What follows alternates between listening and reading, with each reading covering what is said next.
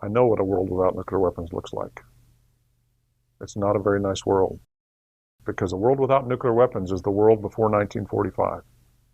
And if you just think about the 6 years prior to August of 1945, when the first nuclear weapon was employed, and we've been in the nuclear age ever since. But if you look at the world, the 6 years prior to August of 1945, in those 6 years, somewhere between 60 and 80 million people were killed in that 6-year period. If you do the math, that's somewhere over 30,000 people a day were being killed during the 6 years of World War II. That's a world I don't want to live in. Nuclear weapons have helped keep that major power conflict down, have helped eliminate that major power catastrophe that was World War II. That's what nuclear weapons provide, that strategic deterrent to prevent major power conflict. It doesn't eliminate conflict. Conflict will always exist. Sometimes it will get to be violent, but it has kept down the major power conflict all the way through. Modernization is critical to the future of our deterrent capability because if you look across the triad right now, everything that we have is aging out. We have bombers, ICBMs, nuclear submarines, all of which will reach a point within about 15 years where they're no longer a viable element. They are viable today. They're safe, secure, reliable, ready. They can do all the missions they need to today, but in the not too distant future, that won't be the case. Sadly, we've delayed the modernization of those programs really too long. But we've put a process in place that is very bureaucratic and very slow and very deliberate. It prevents big mistakes, but it also puts huge schedule into programs. And when you have adversaries that are going fast, you don't have the time to take to go through that very deliberate process. Because if it takes you 25 years to build a capability, which is what it's going to take us to build a number of space capabilities, a number of missile capabilities, if it takes you 25 years and the adversary can do it in 10 years, in 50 years, you've had 2 cycles and they've had 5. They're 3 cycles ahead of you. We cannot be behind our adversaries anymore. We have to move quickly, or we have to understand the risk. We have to take appropriate risk, not crazy risk, but appropriate risk, and give the authority and responsibility to the people that can move fast, and then American industry will move fast, just like we've always done.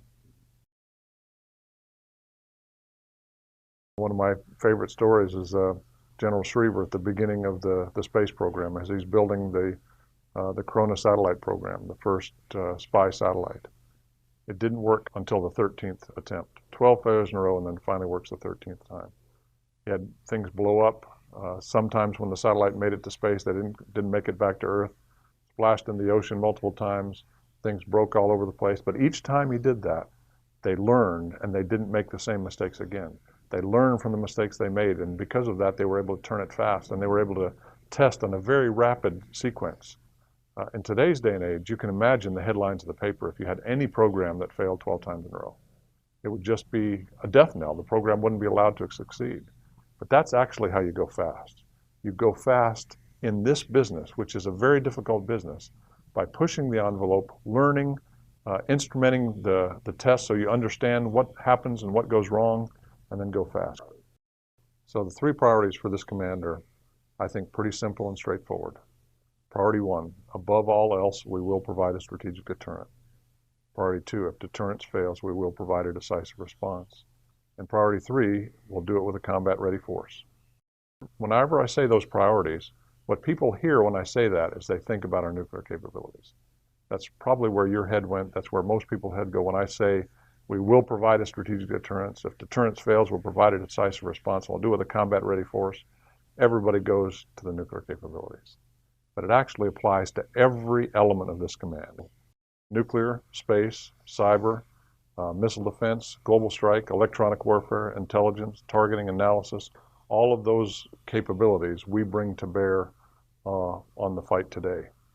We need to, in the future, and that's the vision for this command, we need to move where all of those capabilities are integrated to provide a single deterrent effect, a single decisive response if we're threatened. All those capabilities together will be much more powerful than each of them separately, and that applies to the nuclear capabilities as well. From an assurance perspective, assurance is one of the most important things we do for our allies. When you look at our allies like the Republic of Korea or Japan, we have capabilities here that provide an extended deterrent for those two allies and a number of other allies around the world. It's important that we always assure them that we will be there with the capabilities that we have if they're ever attacked with nuclear capabilities. That's what extended deterrence means. And so we have the responsibility to assure our allies through demonstrations, through partnerships, through exercises, that we will always be there if there's a challenge that they face. And there is a challenge right now with North Korea. And it's very important for the Republic of Korea and for Japan that they know that we will be there, and we will be. The greatest gift a commander is given is the sons and daughters of our nation. And they come to work every day. So if you go on board a nuclear submarine, whether it's the Tennessee or the Alabama, whatever element of our force, and you go underway on that submarine, you'll have some number over 100 sailors that are underwater for months at a time. Under the water, the silent service, always ready, always capable, and they are so bright, so energized, so motivated. They understand exactly what they're supposed to do every day when they come to work. They are ready.